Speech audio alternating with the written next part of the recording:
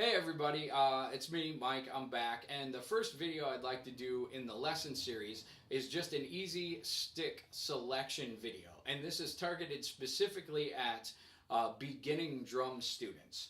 A thing that I've noticed over the years of teaching is that students are told at school a lot to go get a pair of SD1s by Vic Firth, and that's a great stick, and it's designed for concert snare drum playing.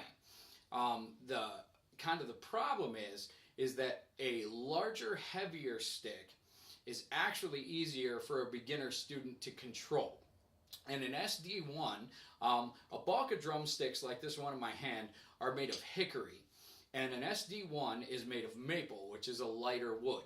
So even though the stick may seem large in diameter, it's still a very light stick for a new player. The two sticks that I recommend for everybody when they first get started, and I have a lot of my students get these, is the Vader Shedder, and I'll let you see those. Okay, it's just a natural stick, wooden tip. I would say it's just a hair smaller than, say, an indoor marching stick. And like I said before, a larger, heavier stick is easier for a new student to control. A lot of people think, oh, the student is small and they have small hands, so they need little sticks. And I don't believe that to be true.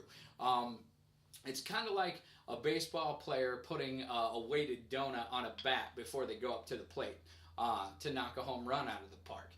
So if you start with a larger, heavier stick, not only is it going to be easier for the student to control when they're first learning how to grip the stick and how to make it do what they want it to do, but it's going to pay off a little later when they get to high school and they have to play with a giant marching stick like a Ralph Hardiman or any innovative stick. Those are really large sticks, and if they're not used to kind of swinging that heavy of a stick, it can be problematic.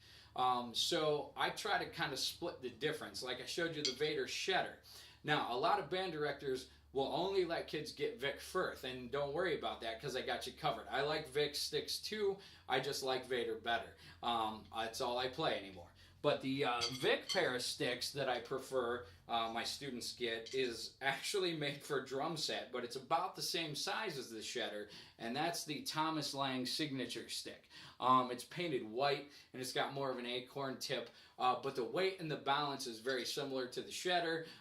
It's kind of that just a little bit smaller than an indoor marching stick.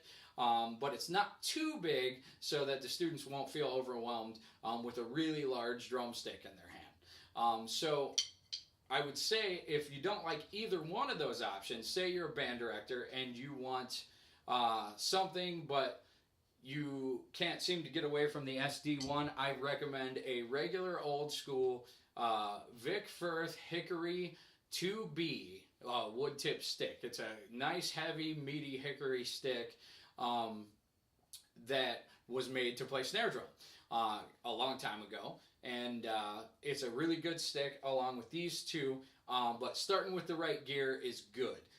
Really all a beginner drum student needs is a few things. They need a decent pair of sticks, they need a decent practice pad, a method book, and a reputable instructor.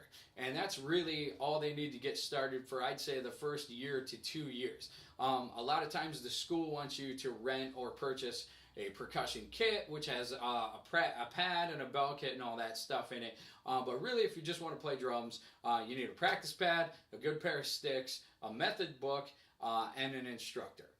So hopefully this helps you out, and if there's any band directors watching, check out the Vader Shedders, check out the Vic Firth Thomas Lang signature stick, and of course you've all probably been exposed to the 2B stick. I mean, everybody makes a 2B, but consider those instead of the SD1. Try to stay away from the maple stuff, get them a little heavier, meatier stick. Thanks for watching. That's the first of these videos. So next I'm going to do a match grip hand technique video. Hope you guys check that out. Thanks a lot.